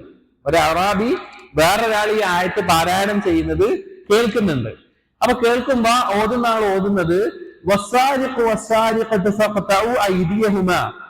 കട്ടെടുത്തവനാണോ പെണ്ണോ ആവട്ടെ അവന്റെ കൈ വെട്ടണം, ജസാഅൻ ബിമാ കസബ, അവർ പ്രവർത്തിച്ചതിനുള്ള പ്രതിഫലമായിട്ട്, നകാലൻ മിനല്ലാഹ്, അല്ലാഹുവിൽ നിന്നുള്ള ശിക്ഷയാണത്, വല്ലാഹു ഗഫൂറുർ റഹീം, അല്ലാഹു ഗഫൂറുർ റഹീമുമാണ് എന്ന് ഓതി. അവര് കേട്ടപ്പോ അറാബി ഇങ്ങനെ കേട്ടിട്ട് പറഞ്ഞു, കൈഫ യഖൂലു നകാലൻ മിനല്ലാഹ്, എങ്ങനെയാണ് അല്ലാഹുവിൽ നിന്നുള്ള ശിക്ഷ എന്ന് പറയുക? വല്ലാഹു ഗഫൂറുർ റഹീമുൻ, അല്ലാഹു അവസാന ഈ ആയത്ത് അവസാനിപ്പിച്ചത് എങ്ങനെയാണ്? ഗഫൂറുർ റഹീമുൻ എന്നാണല്ലോ, പിന്നെ എങ്ങനെ ശിക്ഷയാണെന്ന് പറയാൻ പറ്റുക? എന്നിട്ട് പറഞ്ഞു, ലിഅന്നൽ ഗാഫിറ റഹീമ ലാ യുനക്കിൽ, ഗാഫിറും റാഹിമുമായിട്ടുള്ളവൻ എന്ത് ചെയ്യില്ല? ശിക്ഷിക്കുകയില്ല എന്ന് പറഞ്ഞു. എന്നിട്ട് ആ ഓതിയ ആളോട് ഒന്നുകൂടി ഓതാൻ പറഞ്ഞു, ഒന്നുകൂടി ഓതാൻ പറഞ്ഞപ്പോ അയാൾ പിന്നെയും ഓതി, പിന്നെ ഇതേപോലെ തന്നെ ഓതി അല്ലാഹു ഗഫൂർ റഹീം ഓതി. അപ്പോഴും പറഞ്ഞു യാ റാബി ലാ യുംകിൻ, അത് ശരിയാവില്ല, ഇനി ഒന്നുകൂടി അത് ആവർത്തിച്ചു ഓതാൻ പറഞ്ഞു. വീണ്ടും അയാൾ ആവർത്തിച്ച് ഓതി. അപ്പൊ ഒന്നുകൂടി ശരിയാക്കിയിട്ട് ഓതിയിട്ട് ആയത്ത് ഓതി ജസാഅൻ ബിമാ കസബ നകാലൻ മിനല്ലാഹ് വല്ലാഹു അസീസുൻ ഹകീം എന്ന് ഓതി. അതാണ് ശരിക്കുള്ള ആയത്ത്. ഓതിയാൾക്ക് തെറ്റിയതായിരുന്നു. അസീസുൻ ഹക്കീം എന്നുള്ള ആയത്ത് ഓതി. അപ്പൊ അറാബി പറഞ്ഞു ഖാല അൽ ആന അസബ്ത, ഇപ്പോഴാണ് നീ ഓതിയത് ശരിയായത്. അസ്സ ഫഹകമ വഖതഅ, അസീസുൻ ഹക്കീമുമായിട്ടുള്ളവൻ അവൻ വിധി കൽപ്പിക്കുന്നു, ആ വിധിയിൽ എന്ത് പെടും? കൈ മുറിച്ച് കളയാൻ പെടും. വലൗ ഗഫറ വറഹിമ, അള്ളാഹു പുറത്തു കൊടുക്കുകയും കാരുണ്യം കാണിക്കുകയുമാണെങ്കിൽ മാ ഖതഅ, കൈ മുറിച്ച് കളയാൻ അവിടെ വിധി വരില്ല, അത് നടപ്പിലാക്കൂല എന്ന് പറഞ്ഞു. അതായത് അള്ളാഹുവിന്റെ ആ നാമങ്ങളുടെ ഹുക്മ്, അതുകൊണ്ടുള്ള ഉദ്ദേശത്തെ അവിടെ പൂർത്തീകരിച്ചിരിക്കണം. ഇത് പല വിധികളിലും എടുക്കുന്ന ഖുർആനിൽ നിന്ന് എടുക്കുമ്പോൾ തെളിവ് മനസ്സിലാക്കിയിരിക്കേണ്ട കാര്യമാണ്. ഇപ്പൊ പറഞ്ഞ കാര്യം എന്താണെന്ന് വെച്ച് കഴിഞ്ഞാൽ അള്ളാഹുവിന്റെ ചില നാമങ്ങളുള്ള വിശേഷണങ്ങൾ അത് മുത്തഅദ്ദിയായതാണ് എങ്കിൽ, അഥവാ അള്ളാഹുവിന് പുറമെ സൃഷ്ടികൾക്ക് അതുപോലെയുള്ള വിശേഷണങ്ങൾ വരുന്നുണ്ട് എങ്കിൽ 3 കാര്യങ്ങൾ ശ്രദ്ധിക്കണം. 1, ആ നാമത്തെ അള്ളാഹുവിന് സ്ഥിരപ്പെടുത്തണം. 2, ആ വിശേഷണത്തെ അള്ളാഹുവിന് സ്ഥിരപ്പെടുത്തണം. 3, അതിനകത്തുള്ള വിധിയെ അവിടെ സ്ഥിരപ്പെടുത്തണം. അപ്പൊ അള്ളാഹു ഒരു ഉദാഹരണം മനസ്സിലാക്കി വെച്ചാൽ മതി. അള്ളാഹു സമീഅ ആണെന്ന് പറയുമ്പോൾ സമീഅ എന്നുള്ള നാമം അള്ളാഹുവിന് സ്ഥിരപ്പെടുത്തണം. സമഅ എന്നുള്ള സിഫത്ത് അള്ളാഹുവിന് സ്ഥിരപ്പെടുത്തണം. അള്ളാഹു രഹസ്യവും പരസ്യവും ഒരുപോലെ കേൾക്കുന്നവനാണ് എന്നുള്ള അതിന്റെ ഹുക്മിനെ അവിടെ സ്ഥിരപ്പെടുത്തണം. അതാണ് അതിൽ പ്രധാനപ്പെട്ട കാര്യം. ഇതാണ് മൂന്നാമത്തെ ഖായിദയായിട്ട് വരുന്നത്. മൂന്നാമത്തെ ഖായിദ എന്ന് പറഞ്ഞാൽ ഈ കാര്യങ്ങളാണ്. അള്ളാഹുവിന് മുത്തഅദ്ദിയായ സിഫത്ത് വന്നാൽ ഈ 3 കാര്യങ്ങൾ ശ്രദ്ധിക്കണം. അടുത്തത് അൽ ഖായിദത്തുൽ ഖാമിസത്തു, മൂന്നാമത്തെ ഖായിദ പറഞ്ഞു. ഇനി 4ാമത്തേത് അൽ ഖായിദത്തു അർറാബിഅത്തു, 4ാമത്തെ ഖായിദ. ഇത് വളരെ പ്രധാനപ്പെട്ടതും എളുപ്പമാണ് മനസ്സിലാക്കാൻ, ചിലപ്പോൾ ബുദ്ധിമുട്ടായിരിക്കും, ശ്രദ്ധിച്ചിരിക്കാം. അൽ ഖായിദത്തു അർറാബിഅ, 4ാമത്തെ ഖായിദ ദലാലത്തു അസ്മാഇല്ലാഹി തആല അലാ ദാതിഹി വസിഫാതിഹി തകൂനു ബിൽമുതാബഖതി വബിത്തളമ്മുനി വബിൽഇൽതിസാം. അല്ലാഹുവിന്റെ ഒരു നാമം പറയുന്നുണ്ട് എങ്കിൽ ആ നാമം അറിയിക്കുന്നത് അതിന്റെ ആ നാമത്തിന്റെ ആശയത്തെ 3 തരത്തിൽ അറിയിക്കും. 1 മുതാബഖത്തായിട്ട് അറിയിക്കും, 2 തളമ്മുനായിട്ട് അറിയിക്കും, 3 ഇൽതിസാമായിട്ട് അറിയിക്കും. അങ്ങനെ പറഞ്ഞാൽ ആദ്യം വേറൊരു ഉദാഹരണം പറയാം, എളുപ്പത്തിൽ മനസ്സിലാക്കും. ഒരു വീട് എന്ന് പറയാം. ആ വീട് എന്ന് പറയുമ്പോ നമുക്ക് എന്തൊക്കെ മനസ്സിലാക്കാം? 1, വീട് എന്ന് പറഞ്ഞു കഴിഞ്ഞാൽ അതില് റൂമുകളുണ്ട്, അതില് പിന്നെ അടുക്കളയുണ്ട്, അതില് ഹാളുണ്ട്, അതിന്റെ മേലെ ഓടുണ്ട്, അങ്ങനെയുള്ള കാര്യങ്ങളൊക്കെ മനസ്സിലാക്കാം. അത് വീട് എന്നുള്ള ആശയത്തിൽ ഉൾക്കൊള്ളുന്നതാണ്. 2, ഒരു വീട് എന്ന് പറഞ്ഞാൽ അതിന്റെ ഓരോന്നിനെയും, ആ വീടിന്റെ റൂമിനെ മനസ്സിലാക്കാം, റൂം ഉണ്ട് എന്ന് മനസ്സിലാക്കാം, അതിന് ഹാൾ ഉണ്ട് മനസ്സിലാക്കാം, അതിന് അടുക്കള ഉണ്ട് മനസ്സിലാക്കാം, അതിന് ഓടുണ്ട്, ഓരോന്നിനെയും വേറെ വേറെ ആയിട്ട് മനസ്സിലാക്കാം. 3ാമത്തേത് ഒരു വീട് എന്ന് പറയുമ്പോൾ ആ വീട് ഉണ്ടാവണമെങ്കിൽ നിർബന്ധമായിട്ട് എന്ത് വേണം? ആ വീടുണ്ടാക്കിയ പണിക്കാരൻ വേണം, അതുപോലെ തന്നെ അതിന്റെ ആശാരി വേണം, അതുമായി ബന്ധപ്പെട്ട പണിയെടുക്കുന്ന ആളുകൾ അവിടെ ഉണ്ടായിട്ടുണ്ടാവണം. ഈ 3 ഉദ്ദേശിക്കുന്നത്. അതായത് മുതാബഖത്ത് എന്ന് പറഞ്ഞു കഴിഞ്ഞാൽ, ഇപ്പൊ അള്ളാഹുവിന്റെ ഒരു നാമം പറഞ്ഞാൽ അതിന്റെ മുതാബഖത്ത് എന്ന് പറഞ്ഞാൽ ഏതൊരു സ്ഥാനത്തെ പറഞ്ഞാലും, ഇപ്പൊ വീട് എന്ന് പറഞ്ഞാൽ ആ വീടുമായി ബന്ധപ്പെട്ട എല്ലാ കാര്യങ്ങളും അതിൽ ഉൾക്കൊണ്ടിട്ടുണ്ട് എന്നതിനെ അറിയിക്കുന്നുണ്ട്. ഒരു വീട് എന്ന് പറഞ്ഞാൽ ആ വീടിന് ഈ പറഞ്ഞ കാര്യങ്ങളൊക്കെ ഉണ്ട് എന്തുണ്ട്? അതിന്റെ ആശയത്തിൽ ഉൾക്കൊള്ളുന്നുണ്ട്. അതാണ് മുതാബഖത്ത് പറഞ്ഞാൽ എല്ലാ ഭാഗങ്ങളും ഉൾക്കൊള്ളുന്നു എന്ന അർത്ഥത്തിൽ. 2, തവമ്മുന് എന്ന് പറഞ്ഞാൽ ആ വീടിനുള്ള എന്തെങ്കിലും ഒരു സാധനത്തെ പ്രത്യേകമായിട്ടും അത് മനസ്സിലാക്കണം. ഒരു വീട് എന്ന് പറഞ്ഞു, അതിന് തവമ്മുനായിട്ട് ചില കാര്യങ്ങൾ ഉണ്ടാകണം, അതിനോട് ചേർന്നിട്ട് ചില കാര്യങ്ങൾ ഉണ്ടാവണം എന്നുണ്ടെങ്കിൽ അതിന്റെ മുറി, അടുക്കള, ഹാള് ഒക്കെ അതിനുണ്ട് എന്ന് മനസ്സിലാക്കണം. 3ാമത്തേത് ഇൽത്തിസാം, നിർബന്ധമായും അതിലുണ്ടായിരിക്കേണ്ട കാര്യങ്ങൾ എന്ന് പറഞ്ഞു കഴിഞ്ഞാൽ ആ വീട് ഉണ്ടാവണമെങ്കിൽ പണിക്കാരൻ ഉണ്ടായിട്ടുണ്ടാകണം, അതുപോലെ തന്നെ ആശാരി ഉണ്ടായിട്ടുണ്ടാകണം, അങ്ങനെയുള്ള കാര്യങ്ങളെ അതിൽ മനസ്സിലാക്കണം. നമുക്ക് അള്ളാഹുവിന്റെ നാമങ്ങളുമായി ബന്ധപ്പെട്ട് ഉദാഹരണം പറയാം. അപ്പൊ അള്ളാഹുവിന്റെ ഒരു നാമമാണ് അൽ ഖാലിഖ്. എന്താണ് അൽ ഖാലിഖ്? അത് മുതാബഖത്തായി അറിയിക്കുന്ന ആശയം എന്താണെന്ന് വെച്ച് കഴിഞ്ഞാൽ ഖാലിഖ് എന്നുള്ള അള്ളാഹുവിന്റെ ദാത്തിനെ അത് അറിയിക്കുന്നുണ്ട്. അള്ളാഹുവിന്റെ അസ്തിത്വത്തെ സൃഷ്ടാവ് എന്നുള്ള നിലക്ക് അത് അറിയിക്കുന്നുണ്ട്. സൃഷ്ടി എന്നുള്ള വിശേഷണത്തെ അത് അറിയിക്കുന്നുണ്ട്. അതായത് അൽ ഖാലിഖ് എന്നുള്ള നാമത്തെ പറയുമ്പോൾ ആ നാമം കേൾക്കുമ്പോൾ നമ്മുടെ മനസ്സിൽ എന്തെല്ലാം കാര്യങ്ങൾ അത് ഉൾക്കൊള്ളുന്നുണ്ട്? സൃഷ്ടാവ് എന്നുള്ള അള്ളാഹുവിന്റെ ദാത്തിനെ, അസ്തിത്വത്തെ അത് ഉൾക്കൊള്ളുന്നുണ്ട്. അതുപോലെ തന്നെ സിഫത്ത്, ഖൽഖ്, സൃഷ്ടിപ്പ് എന്നുള്ള വിശേഷണത്തെ അതിൽ ഉൾക്കൊള്ളുന്നുണ്ട്. അതിനാണ് മുത്താബഖത്ത് എന്ന് പറയുന്നത്. അപ്പോ ഖാലിഖ് എന്ന് കേൾക്കുമ്പോൾ ഈ രണ്ട് കാര്യങ്ങൾ മൊത്തത്തിൽ ഉൾക്കൊള്ളുന്നുണ്ട്. തവമ്മുനായിട്ടുള്ള ആശയം ഉൾക്കൊള്ളുന്നുണ്ട് എന്ന് പറഞ്ഞു കഴിഞ്ഞാൽ, അതായത് അതുമായി ബന്ധപ്പെട്ടിട്ട് എന്ന് പറഞ്ഞു കഴിഞ്ഞാൽ ഇത് ഓരോന്നിനെ. അൽ ഖാലിഖ് എന്ന് പറഞ്ഞാൽ ഖാലിഖായിട്ടുള്ള, സൃഷ്ടാവായിട്ടുള്ള അള്ളാഹ്, സൃഷ്ടി എന്നുള്ള വിശേഷണത്തെ കുറിച്ച് നമ്മൾ ആലോചിക്കുകയില്ല. എന്തേ ഉള്ളൂ, അതിന് ഓരോ ഭാഗങ്ങൾ ഓരോന്നായിട്ട്. ഖാലിഖ് എന്ന് പറയുമ്പോൾ സൃഷ്ടാവ് എന്നുള്ള അള്ളാഹുവിനെ മാത്രം മനസ്സിലാക്കുന്നു, അല്ലെങ്കിൽ സൃഷ്ടി എന്നുള്ള അള്ളാഹുവിന്റെ വിശേഷണത്തെ മാത്രം മനസ്സിലാക്കുന്നു. ഈ രീതിയും ഈ നാമത്തിൽ ഉൾക്കൊള്ളുന്നുണ്ട്. മൂന്നാമത്തേത് അൽ ഖാലിഖ് എന്ന് പറഞ്ഞാൽ, ഒരാൾ ഖാലിഖ് ആവണമെങ്കിൽ എന്തെല്ലാം കാര്യങ്ങൾ വേണം? ഇൽമുണ്ടായിരിക്കണം. ഇൽമില്ലാത്ത ഒരാൾ എന്താവൂല? ഖാലിഖ് ആവൂല. ഖുദ്റത്തുണ്ടായിരിക്കണം. ഖുദ്റത്തില്ലാത്ത ഒരാൾ എന്താവൂല? ഖാലിഖ് ആവൂല. മനസ്സിലായോ? ഒരാൾ സൃഷ്ടാവണമെങ്കിൽ ആ സൃഷ്ടിക്കുന്ന വസ്തുവിനെ കുറിച്ച് അറിവുണ്ടായിരിക്കണം, സൃഷ്ടിക്കാനുള്ള കഴിവുണ്ടായിരിക്കണം. അല്ലാതെ ഒരാൾക്ക് എന്താവാൻ സാധിക്കില്ല? ഖാലിഖാവാൻ സാധിക്കില്ല. അപ്പൊ ഈ കാര്യങ്ങളൊക്കെ ഈ നാമത്തിൽ ഉൾക്കൊണ്ടിട്ടുണ്ട് എന്നുകൂടി മനസ്സിലാക്കണം. മനസ്സിലാവുണ്ടോ? കുറച്ച് ബുദ്ധിമുട്ടാണ്, ശ്രദ്ധിച്ചാൽ ഇൻഷാ അല്ലാഹ് ബിഇദ്നില്ലാഹ് നമുക്ക് മനസ്സിലാവും. അതായത് അതുകൊണ്ട് ആവർത്തിച്ച് പറയുന്നത് അതുകൊണ്ടാണ്. ഖാലിഖ് എന്നുള്ള നാമത്തെ പറയുമ്പോൾ 3 തരത്തിൽ അതിന്റെ ആശയങ്ങളെ നമ്മൾ മനസ്സിലാക്കണം. ഒന്ന് മുത്താബഖത്ത്. മുത്താബഖത്ത് പറഞ്ഞാൽ അതുമായി ബന്ധപ്പെട്ട എല്ലാ ആശയത്തെയും പരിപൂർണമായിട്ട് അള്ളാഹു ഖാലിഖാണ് എന്നുള്ള അള്ളാഹുവിന്റെ ദാത്തിനെ അറിയിക്കുന്നു, ഖൽഖ് എന്നുള്ള അള്ളാഹുവിന്റെ വിശേഷണത്തെ അറിയിക്കുന്നു. അതിനെല്ലാം ഒരുമിച്ച് അറിയിക്കുന്നതിനാണ് എന്ത് പറയുക? മുത്താബഖത്ത് എന്ന് പറയുക. തവമ്മുനായിട്ടുള്ളത് എന്ന് പറഞ്ഞാൽ ഈ ഓരോന്നിനെയും ഓരോന്നായിട്ട്. ഇപ്പൊ ഖാലിഖ് എന്ന് പറഞ്ഞാൽ സൃഷ്ടാവായ അള്ളാഹു ദാത്തിനെ മാത്രം മനസ്സിലാക്കുന്നു. അല്ലെങ്കിൽ ഖാലിഖ് എന്ന് പറഞ്ഞാൽ ഖൽഖ് എന്നുള്ള സൃഷ്ടിപ്പ് എന്നുള്ള സിഫത്തിനെ മാത്രം മനസ്സിലാക്കുന്നു. ഈ ആശയം അതിൽ ഉൾക്കൊണ്ടിട്ടുണ്ട്.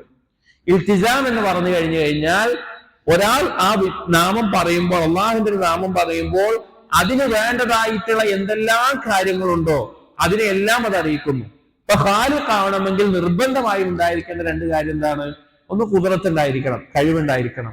2 ഇൽമുണ്ടായിരിക്കണം. അതുകൊണ്ടാണ് അല്ലാഹു സുബ്ഹാനഹു വ തആല സൂറത്തു ത്വലാഖിലെ 12-ാമത്തെ ആയത്ത്, കഴിഞ്ഞ ദർസിൽ നമ്മൾ പറഞ്ഞു, സൃഷ്ടിപ്പിന്റെ ലക്ഷ്യങ്ങൾ പറയുന്ന ആയത്തിൽ ഒരായത്താണ് സൂറത്തുൽ ത്വലാഖിലെ 12-ാമത്തെ ആയത്ത്. അതിൽ അല്ലാഹു സുബ്ഹാനഹു വ തആല പറയുന്നത് എന്താ? അല്ലാഹുല്ലദീ ഖലഖ 7 സമാവാതിൻ വമിനൽ അർളി മിസ്ലഹുൻ യതനസ്സലുൽ അംറു ബൈനഹുൻ. അള്ളാഹുവാണ് 7 ആകാശത്തെയും 7 ഭൂമിയെയും സൃഷ്ടിച്ച് അതിനിടയിൽ അള്ളാഹുവിന്റെ തീരുമാനങ്ങൾ ഇറക്കുന്നവൻ എന്ന് പറഞ്ഞു. അവിടെ എന്തിനെ പറ്റിയിട്ടാ പറഞ്ഞത്? സൃഷ്ടിപ്പിനെ പറ്റിയിട്ടാ പറഞ്ഞു അല്ലെ? അള്ളാഹുവാണ് ഖാലിഖ് എന്നാണ് അറിയിക്കുന്നത്. പിന്നെ അള്ളാഹു പറഞ്ഞ എന്താ അറിയോ? ലിതഅലമു അന്നല്ലാഹ അലാ കുല്ലി ഷൈഇൻ ഖദീർ വഅന്നല്ലാഹ ഖദ് അഹാത ബികുല്ലി ഷൈഇൻ ഇൽമാ. നിങ്ങൾ മനസ്സിലാക്കാൻ വേണ്ടി അള്ളാഹു എല്ലാത്തിനും കഴിവുള്ളവനാണ് എന്നും അള്ളാഹു എല്ലാം അറിയുന്നവനാണെന്ന് മനസ്സിലാക്കാൻ വേണ്ടി. അപ്പൊ സൃഷ്ടിപ്പ് എന്നുള്ള കാര്യം പറഞ്ഞിട്ട് പിന്നെ പറഞ്ഞ എന്താ? കഴിവിനെ പറ്റിയിട്ടും അറിവിനെ പറ്റിയിട്ടും. അപ്പൊ സൃഷ്ടാവണമെങ്കിൽ അവൻ എന്ത് വേണം? ഒരാൾ സൃഷ്ടാവാകണമെങ്കിൽ അവൻ എന്ത് വേണം? കഴിവും വേണം, അറിവും വേണം. അപ്പൊ ഈ 3 തരത്തിൽ ഒരു നാമത്തിന്റെ ആശയങ്ങൾ ഉൾക്കൊണ്ടിട്ടുണ്ട്. വേറൊരു ഉദാഹരണം കൂടി പറയാം. അപ്പൊ ഹയ്യ് എന്നുള്ള നാമം, അതിൽ ഹയ്യ് എന്ന് പറയുമ്പോൾ അള്ളാഹുവിന്റെ ദാത്ത്, അസ്തിത്വത്തെ നമ്മൾ മനസ്സിലാക്കുന്നു, എന്നെന്നും ജീവിക്കുന്നവൻ. ഹയാത്ത് എന്നുള്ള വിശേഷണത്തെ മനസ്സിലാക്കുന്നു, അത് മുത്താബഖത്ത്. 2 ഹയ്യ് എന്നുള്ള അള്ളാഹുവിന്റെ അസ്തിത്വത്തെ മാത്രം മനസ്സിലാക്കുന്നു, ഹയാത്ത് എന്നുള്ള അള്ളാഹുവിന്റെ വിശേഷണത്തെ മാത്രം മനസ്സിലാക്കുന്നു. ഇത് തവമ്മുനായിട്ടുള്ളത്. ഇൽത്തിസാം എന്ന് പറഞ്ഞാൽ ഒരാൾ ഹയ്യ് ആവണമെങ്കിൽ, എന്നെന്നും ജീവിക്കുന്നവനാവണമെങ്കിൽ, അല്ലെങ്കിൽ അതിന്റെ പരിപൂർണത വേണമെങ്കിൽ എന്ത് വേണം? നമ്മൾ നേരത്തെ പറഞ്ഞ പോലെ അവന് ഖുദ്റത്ത് വേണം, അവന് സമഅ വേണം, കേൾവി വേണം, ബസ്ർ വേണം, കാഴ്ച വേണം, ഇൽമു വേണം. അങ്ങനെയുള്ള കാര്യങ്ങളൊക്കെ വേണം. അങ്ങനെയുള്ള കാര്യങ്ങളൊക്കെ ഈ ഹയ്യ് എന്നുള്ള നാമം അവിടെ നിർബന്ധമാക്കുന്നുണ്ട്. അതുണ്ടെങ്കിൽ ഹയ്യാവുള്ളൂ. ഒരു വീടിനെ പറ്റി പറയുകയാണെങ്കിൽ, ഒരു വീട് എന്ന് പറയുമ്പോൾ ആ വീട് തന്നെ പൊട്ടിമുളച്ചുണ്ടാവില്ലല്ലോ. അത് ഉണ്ടാക്കണമെങ്കിൽ അതിന്റെ എഞ്ചിനീയർ വേണം, അതിന്റെ ആശാരി വേണം, അതിന്റെ പണിക്കാരൻ വേണം, അതിന്റെ ആവശ്യമായിട്ടുള്ള കാര്യങ്ങളൊക്കെ ഉണ്ടാവുമ്പോഴല്ലേ വീടാവുള്ളൂ. അതുപോലെ അള്ളാഹുവിന്റെ ഒരു നാമം പറയുമ്പോ മുത്താബഖത്തും തളമ്മുനും എളുപ്പത്തിൽ മനസ്സിലാവുമെന്ന് വിചാരിക്കുന്നു. അതുമായി ബന്ധപ്പെട്ട് അതിന് നിർബന്ധമായി അതിനാവശ്യമായിട്ടുള്ള എല്ലാ കാര്യങ്ങളും അതിൽ ഉൾക്കൊള്ളുന്നുണ്ട്. അതുകൊണ്ടാണ് ഹയ്യ് എന്നുള്ള നാമം അള്ളാഹുവിന്റെ ദാത്തിയായ വിശേഷണങ്ങളെ എല്ലാം അറിയിക്കുന്ന നാമമാണ് എന്ന് പറയാനുള്ള കാരണം. ഖയ്യൂം എന്ന് പറഞ്ഞാൽ എല്ലാം നിയന്ത്രിക്കുന്നവൻ എന്നാണ്. ആ ഖയ്യൂം എന്നുള്ള നാമത്തെ ഉൾക്കൊള്ളുന്നതാണ് സൃഷ്ടിപ്പ് നടത്തുന്നവൻ, മരിപ്പിക്കുന്നവൻ, ഉപജീവനം നൽകുന്നവൻ, അങ്ങനെ നൽകിയിട്ടുള്ള എല്ലാ വിശേഷണങ്ങളും. കാരണം എല്ലാ നിയന്ത്രണവും അള്ളാഹുവിന്റെ കയ്യിലാണ്. അതുകൊണ്ടാണ് ഖയ്യൂം എന്നുള്ള നാമം അഫ്ആലിയായ നാമങ്ങളെ എല്ലാം ഉൾക്കൊള്ളുന്നു എന്ന് പറയാനുള്ള കാരണം. അപ്പൊ ഈ കായിക ഇതിന്റെ ഒരു ചുരുക്കമാണ് ഞാൻ പറഞ്ഞിട്ടുള്ളത്. ഇത് പല മസലകളിലും തെളിവെടുക്കുന്ന അല്ലെങ്കിൽ പലതിനും തെളിവായിട്ട് ഉപയോഗിക്കുന്ന ഒരു അടിസ്ഥാനമാണ്, വളരെ പ്രധാനപ്പെട്ട ഒരു അടിസ്ഥാനമാണ്. അള്ളാഹുവിന്റെ നാമങ്ങൾ ഈ 3 തരത്തിൽ കാര്യങ്ങളെ അറിയിക്കും. 1 മുതാബക്കത്തായി അറിയിക്കും, 2 അതിനെ തവമ്മുനായിട്ട് അതിന് ചേർന്ന് വരുന്ന കാര്യങ്ങളെ അറിയിക്കും, ബിൽതിസാം അതിന് അടിസ്ഥാനപരമായിട്ട് നിർബന്ധമായി ഉണ്ടാകേണ്ട കാര്യങ്ങളെല്ലാം അത് അറിയിക്കുന്നുണ്ട്. അതാണ് 4ാമത്തെ ഖായിദ.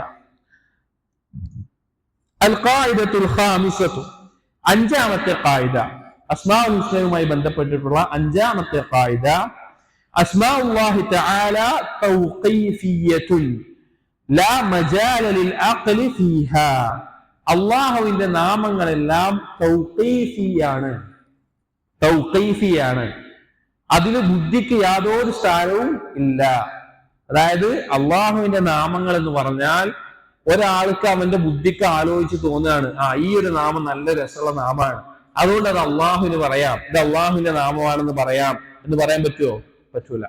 തൗഖീഫി എന്ന് പറഞ്ഞു കഴിഞ്ഞാൽ ഖുർആനിലും ഹദീസിലും എന്താണോ വന്നിട്ടുള്ളത് അതിൽ വഖഫ് ചെയ്ത് നിൽക്കുന്ന, വഖഫ് പറഞ്ഞാൽ അറിയില്ലേ, നിൽക്കുക എന്നുള്ള അർത്ഥം, നിർത്തുക എന്നുള്ള അർത്ഥം, അവിടെ നിൽക്കുന്നതായിരിക്കണം. എന്താണോ ഖുർആനിൽ വന്നത്, എന്താണോ ഹദീസിൽ വന്നത്, അത് മാത്രമേ അള്ളാഹുവിന്റെ നാമങ്ങളായിട്ട് സ്വീകരിക്കാൻ പറ്റുള്ളൂ. ഒരാൾക്കും അയാളെ ബുദ്ധിക്ക് ആലോചിച്ചുകൊണ്ട് ഉണ്ടാക്കുന്നത് അള്ളാഹുവിന്റെ നാമമായിട്ട് കൊടുക്കാൻ പാടില്ല. സൂറത്തുൽ ഇസ്രായിൽ അള്ളാഹു പറയുന്നുണ്ട് 36ാമത്തെ ആയത്തിൽ, വലാ തഖ്ഫു മാ ലൈസ ലക ബിഹി ഇൽമുൻ, നിനക്ക് അറിവില്ലാത്തൊരു കാര്യത്തിലേക്ക് നീ എന്ത് ചെയ്യരുത്, പോകരുത്. അവിടെ അറിവുള്ളവർക്ക് അവിടെ നിന്നിരിക്കണം. മറ്റൊരായത്തിൽ അള്ളാഹുവിനെ കുറിച്ച് അറിവില്ലാതെ പറയരുത് എന്ന് പറയുന്ന ഒരു ആയത്തുണ്ട്. സൂറത്തുൽ അഅറാഫിലെ 33ാമത്തെ ആയത്തിൽ, ഖുൽ ഇന്നമാ ഹറമ റബ്ബിയൽ ഫവാഹിഷ മാ ളഹറ മിൻഹാ വമാ ബതൻ വൽ ഇസ്മ വൽ ബഗ്യ ബിഗൈരിൽ ഹഖ് വഅൻ തുശ്രികൂ ബില്ലാഹി മാ ലം യുനസ്സിൽ ബിഹി സുൽത്താന വഅൻ തഖൂലു അലല്ലാഹി മാ ലാ തഅലമൂൻ. നബിയെ പറഞ്ഞു കൊടുക്കുക, അവരുടെ മേലെ ഹറാമായിട്ടുള്ളത്, പ്രകടമായതും ഗോപ്യമായിട്ടുമുള്ള മ്ലേച്ഛതകൾ, വ്യഭിചാരം പോലെയുള്ള തിന്മകൾ, അതുപോലെ തന്നെ ഇസ്മ പാപങ്ങൾ, അത് മറ്റുള്ളവരോട് അക്രമം ചെയ്യുക എന്നുള്ളത്, അള്ളാഹുവിൽ പങ്കു ചേർക്കുക എന്നുള്ളത് പറഞ്ഞിട്ട് അവസാനം പറഞ്ഞു വഅൻ തഖൂലു അലല്ലാഹി മാ ലാ തഅലമൂൻ, അള്ളാഹുവിനെ കുറിച്ച് അറിവില്ലാതെ പറയുക എന്നുള്ളതാണ്. അപ്പോ അസ്മാഉൽ ഹുസ്ന എന്ന് പറഞ്ഞാൽ തൗഖീഫിയാണ്. ഒരാളുടെ ബുദ്ധിക്ക് നല്ലൊരു പേരിങ്ങനെ തോന്നി, ഇത് നല്ലൊരു പേരാണ്, അതുകൊണ്ട് അത് അള്ളാഹുവിന് പറയാം എന്നുള്ള നിലയ്ക്ക് എന്ത് ചെയ്യാൻ പറ്റൂല, പേരിടാൻ പാടില്ല. അതൊരു സഹാബിക്കും പറ്റൂല. അള്ളാഹു എന്താണോ അള്ളാഹുവിന് പറഞ്ഞിട്ടുള്ളത്, അള്ളാഹുവിന്റെ റസൂൽ എന്താണോ അള്ളാഹുവിനെ പറ്റി നമുക്ക് പറഞ്ഞു തന്നിട്ടുള്ളത്, അതല്ലാത്തൊരു നാമം അള്ളാഹുവിന് നമ്മൾ കൊടുക്കാൻ പാടില്ല. അതാണ് 5ാമത്തെ ഖായിദ. 6ാമത്തെ ഖായിദ അൽ ഖായിദതു അസ്സാദിസതു, 6ാമത്തേത്, അസ്മാഉല്ലാഹി തആല ഗൈറു മഹ്സൂറത്തിൻ ബിഅദദിൻ മുഅയ്യനിൻ. അള്ളാഹുവിന്റെ നാമങ്ങൾ കൃത്യമായ ഒരു എണ്ണത്തിൽ തിട്ടപ്പെടുത്തിയിട്ടില്ല, ഒരു പരിധി അതിന് നിശ്ചയിച്ചിട്ടില്ല എന്നുള്ളത്. ബിഖൗലിഹി സല്ലല്ലാഹു അലൈഹി വസല്ലം ഫിൽ ഹദീസിൽ മശ്ഹൂർ, നബി സല്ലല്ലാഹു അലൈഹി വസല്ലം ഒരു ഹദീസിൽ വന്നതുപോലെ, അസ്അലുക ബികുല്ലി ഇസ്മിൻ ഹുവ ലക സമ്മൈത ബിഹി നഫ്സക, ഒരു ദുആയിൽ നബി സല്ലല്ലാഹു അലൈഹി വസല്ലം പറയാണ്, അല്ലാഹുവേ നിനക്ക് നീ നിന്റെ സ്വന്തത്തിൽ വെച്ചിട്ടുള്ള എല്ലാ നാമവും കൊണ്ട് ഞാൻ നിന്നോട് ചോദിക്കുന്നു. ഔ അൻസൽതഹു ഫീ കിതാബിക്, നിന്റെ കിതാബിൽ നീ ഇറക്കിയിട്ടുള്ള നാമങ്ങൾ കൊണ്ട്. ഔ അല്ലംതഹു അഹദൻ മിൻ ഖൽഖിക്, അതല്ല നിന്റെ സൃഷ്ടികളിൽ ആർക്കെങ്കിലും നീ പഠിപ്പിച്ചിട്ടുള്ള നാമങ്ങൾ കൊണ്ട്. ഔ ഇസ്തഅ്തർത ബിഹി ഫീ ഇൽമിൽ ഗൈബി ഇൻദക, നിന്റെ ഇൽമിൽ അദൃശ്യമായ ജ്ഞാനത്തിൽ നീ മറച്ചു വെച്ചിട്ടുള്ള നാമങ്ങൾ കൊണ്ട്. ഇവിടെ എന്ത് വന്നു? അള്ളാഹുവിന്റെ അദൃശ്യമായ ഇൽമിൽ അള്ളാഹു മറച്ചു വെച്ചിട്ടുള്ള നാമങ്ങളുണ്ട്. ആ നാമങ്ങൾ നമുക്ക് എന്ത് ചെയ്യാൻ സാധിക്കില്ല, തിട്ടപ്പെടുത്താൻ സാധിക്കില്ല. അതായത് ഇപ്പൊ അള്ളാഹുവിന്റെ നാമം ഇത്ര എണ്ണമാണ് എന്ന് പറഞ്ഞ് നമുക്ക് എന്ത് ചെയ്യാൻ സാധിക്കില്ല, ഒരു തിട്ടപ്പെടുത്തി വെക്കാൻ നമുക്ക് സാധിക്കില്ല. അപ്പൊ ഒരു സംശയം, ഒരു ഹദീസിൽ വന്നിട്ടുണ്ടല്ലോ, നബി സല്ലല്ലാഹു അലൈഹി വസല്ലം പറഞ്ഞല്ലോ, ഇന്ന ലില്ലാഹി തിസ്അതൻ വതിസ്ഈന ഇസ്മൻ മിഅതൻ ഇല്ലാ വാഹിദ മൻ അഹ്സാഹാ ദഖലൽ ജന്ന. അല്ലാഹുവിന് 99 നാമങ്ങളുണ്ട്, 100ൽ നിന്ന് 1 കുറവ്. അത് ആരാണോ ഇഹ്സാ ചെയ്യുന്നത്, അത് കാണാതെ പഠിക്കുന്നത്, അതിന്റെ ആശയം മനസ്സിലാക്കുന്നത്, അതനുസരിച്ച് അള്ളാഹുവിനെ ഇബാദത്ത് ചെയ്യുന്നത്, ദഖലൽ ജന്ന, അവൻ സ്വർഗത്തിൽ പ്രവേശിക്കും എന്നുള്ള ആ ഹദീസ് ഉണ്ടല്ലോ. അപ്പൊ ചില ആളുകൾ മനസ്സിലാക്കിയത് അള്ളാഹുവിന് 99 നാമങ്ങളാണുള്ളത്, അത് പഠിച്ചു കഴിഞ്ഞാൽ അല്ലെങ്കിൽ അത്രേ ഉള്ളൂ എന്ന് മനസ്സിലാക്കിയത് കാണാം. പക്ഷെ അങ്ങനെയല്ല. ഇപ്പൊ ഭാഷയിൽ തന്നെ, അറബി ഭാഷയിൽ മറ്റൊരു ഉദാഹരണം, ഒരാൾ പറയാണ്, എന്റെ കയ്യിൽ 100 ദിർഹമുണ്ട്, ഞാൻ സ്വതക്ക കൊടുക്കാൻ വേണ്ടി എന്നെ ചിട്ടപ്പെടുത്തി വെച്ചതാന്ന് പറഞ്ഞാല് ആരെങ്കിലും പറയോ അവന്റെ 100 ദിർഹം മാത്രമേ ഉള്ളൂ എന്ന്? ഇല്ല, ഒരിക്കലും ആർത്തതിന് വരുന്നില്ല. ഒരാൾ അങ്ങനെ പറഞ്ഞാൽ അവൻ സ്വതക്ക കൊടുക്കാൻ വേണ്ടി എന്നെ ചിട്ടപ്പെടുത്തി വെച്ച എത്രണ്ണാണ്? 100 എന്നാണ്. അപ്പൊ ഈ ഹദീസിൽ അതുപോലെ തന്നെയാണ്. ഹിഫ്ളാക്കാൻ അല്ലെങ്കിൽ ഇഹ്സാ ചെയ്യാൻ അല്ലാഹു സുബ്ഹാനഹു വ തആല 99 നാമങ്ങളുണ്ട്. അത് ഇഹ്സാ ചെയ്തവന് സ്വർഗത്തിൽ പ്രവേശിക്കാം എന്നുള്ളതാണ് അതിന്റെ അർത്ഥം. ഒരിക്കലും അത് 99 എണ്ണം മാത്രമാണുള്ളത് എന്നല്ല.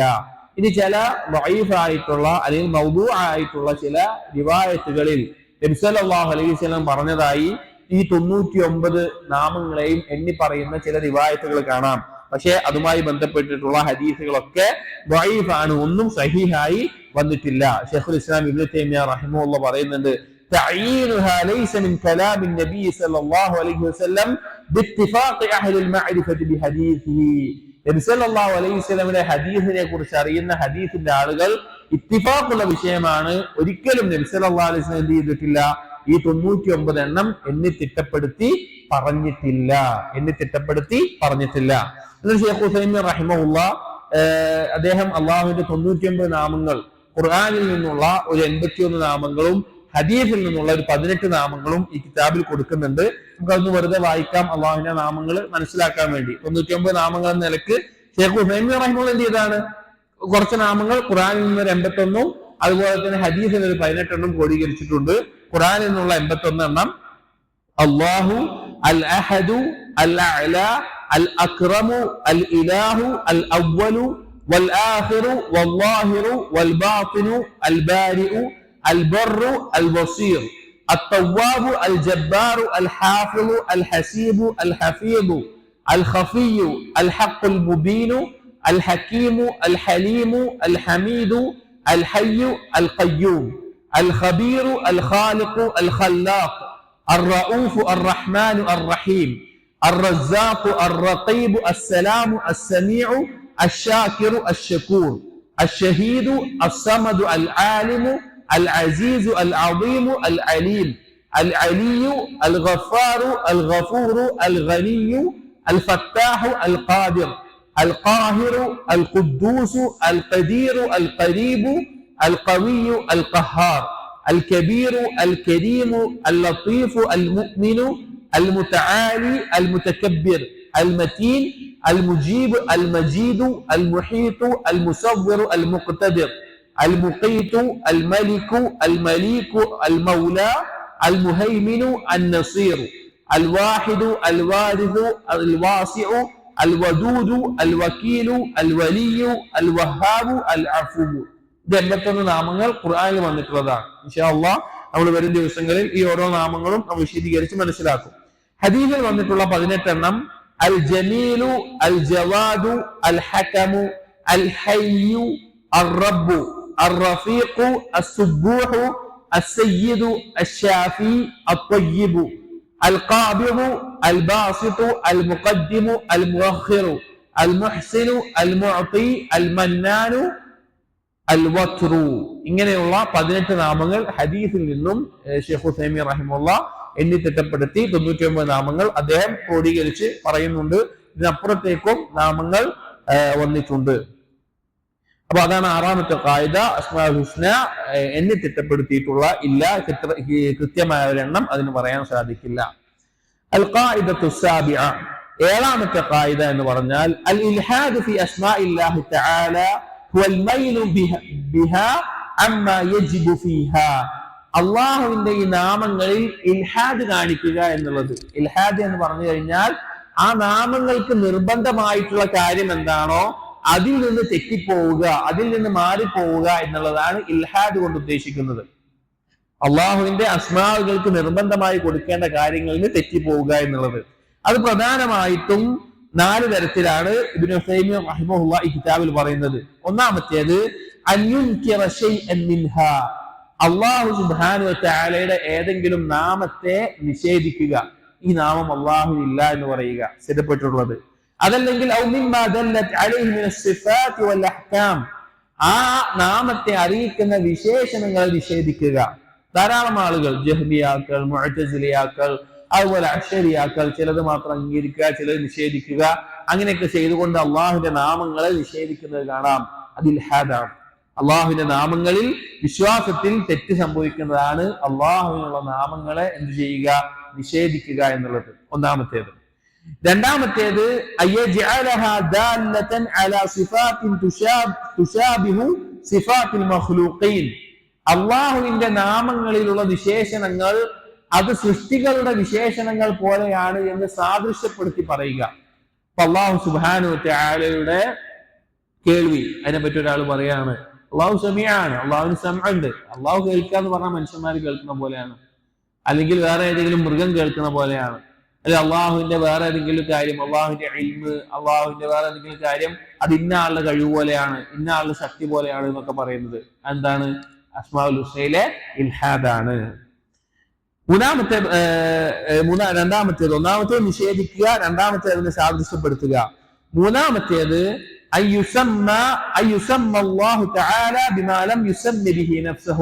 അള്ളാഹു അവന്റെ സ്വന്തത്തിന് യഥാർത്ഥ പേരുകൊണ്ട് അവനെ പേര് വിളിക്കുക എന്നുള്ളത്. ഒരു ഉദാഹരണം പറയാണ്, നസ്രാനികൾ അബ് പിതാവ് എന്നൊക്കെ അള്ളാഹുവിനെ പറഞ്ഞതുപോലെ. അല്ലെങ്കിൽ ഫൽസഫയുടെ ആളുകൾ അൽ ഇല്ലത്തുൽ ഫാഇല, ആദി കാരണം എന്ന് അതുപോലെയുള്ള പേരുകൾ പറയും.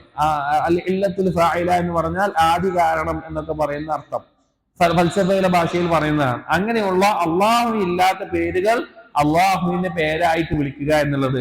ഇത് നമ്മൾ മനസ്സിലാക്കേണ്ട ഒരു കാര്യം, നമ്മുടെ നാടുകളിൽ വിളിക്കുന്ന, ഉദാഹരണത്തിന് അള്ളാഹുവിന്റെ നാഥൻ അല്ലെങ്കിൽ സൃഷ്ടാവ് എന്നൊക്കെ ആളുകൾക്ക് മനസ്സിലാക്കാൻ വേണ്ടി പറയുന്നത് ഇതിൽ ഉൾപ്പെടില്ല. അങ്ങനെയാണ് പണ്ഡിതന്മാർ പറയാറുള്ളത്. അതായത് ഇപ്പൊ അള്ളാഹുവാണ് നാഥൻ, അള്ളാഹുവാണ് സൃഷ്ടാവ് എന്ന് മറ്റുള്ള ആളുകൾക്ക് പറഞ്ഞു കൊടുക്കാൻ വേണ്ടി അള്ളാഹുവിന്റെ നാമത്തെ നമ്മുടെ ഭാഷയിൽ പറയുന്നതിനെ എന്തല്ല, അത് ഈ ഇനത്തിൽ അത് ഇൽഹാദാണെന്ന് ചില ആളുകൾ പറയാറുണ്ട്. പക്ഷെ പണ്ഡിതന്മാരൊന്നും അങ്ങനെ പറഞ്ഞതായി കണ്ടിട്ടില്ല, അള്ളാഹു ആലം. പക്ഷെ അത് നമ്മൾ ദുആ ചെയ്യുമ്പോൾ നാഥ അല്ലെങ്കിൽ പിന്നെ തമ്പുരാനെ അങ്ങനെയൊന്നും വിളിക്കുന്ന എന്തല്ല, ശരിയല്ല, അത് നമ്മൾ ഒഴിവാക്കേണ്ടതാണ്. പക്ഷെ പൊതുവായിട്ടുള്ള അറിവ് മനസ്സിലാകാത്ത ആളുകൾക്ക് പിന്നെ സൃഷ്ടാവ് എന്നോ അല്ലെങ്കിൽ നാഥൻ എന്നോ അങ്ങനെ മനസ്സിലാകാൻ വേണ്ടി പറയുന്നത് അർത്ഥങ്ങൾ, ആ അള്ളാഹുവിന്റെ നാമങ്ങളുടെ അർത്ഥങ്ങളെ മലയാളത്തിൽ പറയുന്നത് അഥവാ നമ്മുടെ ഭാഷയിൽ പറയുന്നത് ഈ ഇനത്തിൽ പെടില്ല എന്നാണ് പിന്നെ പണ്ഡിതന്മാർ പറഞ്ഞതായി കണ്ടിട്ടുള്ളത്. അല്ലാഹു അലം. എന്നാൽ അള്ളാഹുവിന് സ്ഥിരമായി ഇതുപോലെയുള്ള പിതാവ് അതുപോലെയുള്ള ഏതെങ്കിലും പേരുകൾ പറയുന്നത് ശരിയല്ല. നാലാമത്തേത് ഇൽഹാദിന്റെ മറ്റൊരു ഉദാഹരണം ഇൽഹാദിന്റെ ബാബിൽ വരുന്നത് അള്ളാഹുവിന്റെ ഈ നാമങ്ങളിൽ നിന്ന് ഉരുത്തിരിഞ്ഞ് വിഗ്രഹങ്ങൾക്ക് പേരിടുക. ഉദാഹരണത്തിന് ലാത്ത എന്നുള്ളതിന് തായിന് ശബ്ദില്ലാതെ പറയുന്നുണ്ട് എങ്കിൽ അത് ഇലാഹ് എന്നുള്ള നാമത്തിൽ നിന്ന് എടുത്തിട്ടുള്ള വാക്കാണ്. ലാത്ത എന്നുള്ള വിഗ്രഹം ഉണ്ടായിരുന്നല്ലോ, അതിന് തായിന് ശബ്ദില്ലാതെ പറയുന്നത് ഇലാഹ് എന്നുള്ള പദത്തിൽ നിന്ന് എടുത്തിട്ടുള്ളതാണ്. എന്നാൽ ശബ്ദിട്ടിട്ടാണ് പറയുന്നതെങ്കിൽ അത് ലത്ത എന്നുള്ള ഫിഅലിന്റെ ഫായിലാണ്. അഥവാ ആളുകൾക്ക് ഭക്ഷണം കൂട്ടിക്കുഴച്ച് മിക്സ് ചെയ്ത് ഉണ്ടായി കൊടുത്തിരുന്ന ആള് എന്നുള്ള അർത്ഥത്തിലാണ് അവിടെ വരിക. അതല്ലാതെ ലാത്ത എന്നുള്ളത് പറയുകയാണെങ്കിൽ ആ അർത്ഥത്തിലാണ്. അതുപോലെ ഉസ്സ എന്നുള്ളത് അസീസ് എന്നുള്ള അള്ളാഹുവിന്റെ നാമത്തിൽ നിന്ന് പേരിട്ടിട്ടുള്ളതാണ്. അങ്ങനെ അള്ളാഹുവിന്റെ നാമങ്ങളെ അതിൽ നിന്ന് എടുത്തിട്ട് വിഗ്രഹങ്ങൾക്ക് പേരിടുക എന്നുള്ളത് ഇൽഹാദിന്റെ ബാബിൽ വരുന്നതാണ്. ആ ഇൽഹാദ് ചെയ്യുക എന്നുള്ളത് ഗൗരവമുള്ള കാര്യമാണ്. അതിൽ ചിലത് ശിർക്കും കുഫ്റുമാകുന്ന അവസ്ഥ വരെ എത്തും. പ്രധാനമായിട്ടും ഇൽഹാദ് പറഞ്ഞത് അള്ളാഹുവിന്റെ നാമങ്ങളെ നിഷേധിക്കുക, അതുപോലെ തന്നെ അള്ളാഹുവിന്റെ നാമങ്ങളുടെ ഉള്ളിലുള്ള വിശേഷണത്തെ സൃഷ്ടികളുമായി സാദൃശ്യപ്പെടുത്തുക. മൂന്നാമത്തേത് പറഞ്ഞ് അള്ളാഹുവിന് വെച്ചിട്ടില്ലാത്ത പേരുകൾ അള്ളാഹുവിന്റെ നാമമാണെന്ന് പറയുക. നാലാമത്തേത് അള്ളാഹുവിന്റെ നാമങ്ങളെ എടുത്ത് ഏതെങ്കിലും വിഗ്രഹത്തിനും മറ്റും ഇടുക എന്നുള്ളത്. അപ്പൊ ഈ 7 ഖായിദകളാണ് അസ്മാഉൽ ഹുസ്നയുടെ ഖായിദകളായിട്ട്, അടിസ്ഥാന ഖായിദകളായിട്ട് ശൈഖ് ഉസൈമീൻ റഹിമഹുല്ലാഹ് അൽ ഖവായിദുൽ മുസ്ല എന്ന കിതാബിൽ പറയുന്നത്. ഇതുപോലെ തന്നെ സിഫാത്തുകൾക്കുള്ള ഖായിദകളുണ്ട്. നമ്മൾ അടുത്ത ദർസിൽ നമ്മൾ പറയും ഇൻഷാ അല്ലാഹ്. നമ്മൾ ഒരു ആഴത്തിൽ തന്നെ ആ കാര്യം മനസ്സിലാക്കാൻ വേണ്ടിയിട്ടാണ് ഈ രീതിയിൽ ഈ കാര്യങ്ങളെല്ലാം പറയുന്നത്. അതിനുശേഷം ഓരോ നാമങ്ങളായിട്ടും അതിന്റെ ആശയവുമെല്ലാം നമ്മൾ വിശദീകരിക്കുന്നതാണ് ബിഇദ്നില്ലാഹ് ഇൻഷാ അല്ലാഹ്. അപ്പോൾ കാര്യങ്ങൾ മനസ്സിലാക്കുകയും അത് മനസ്സിലാക്കാൻ ശ്രമിക്കുകയും പഠിക്കുകയും ചെയ്യുക. അല്ലാഹു തആല നമുക്ക് അത് എളുപ്പത്തിൽ ബോധ്യപ്പെടാൻ മനസ്സിലാക്കാനുള്ള തൗഫീഖ് നൽകുമാറാകട്ടെ. സുബ്ഹാനക അല്ലാഹുമ്മ ബിഹംദിക അഷ്ഹദു അൻ ലാ ഇലാഹ ഇല്ലാ അൻത അസ്തഗ്ഫിറുക വഅതൂബു ഇലൈക്. അസ്സലാമു അലൈക്കും വറഹ്മത്തുള്ളാഹി വബറകാതുഹു.